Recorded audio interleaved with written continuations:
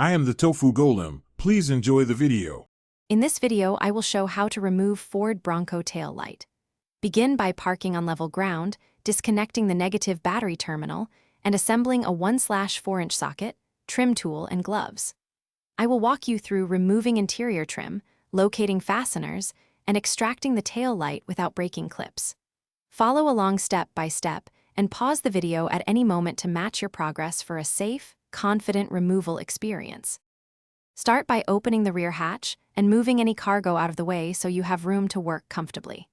Use a plastic trim tool to pry away the interior trim panels and expose the tail light mounting bolts and wiring harness.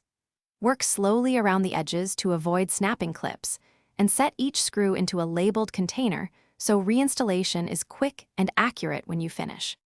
After removing the interior trim, unfasten the tail light mounting bolts with a 1/4-inch socket and magnetic extension to prevent dropped hardware. Reach behind the lens, depress the wiring harness release tab, and pull the connector straight out to avoid damaging pins.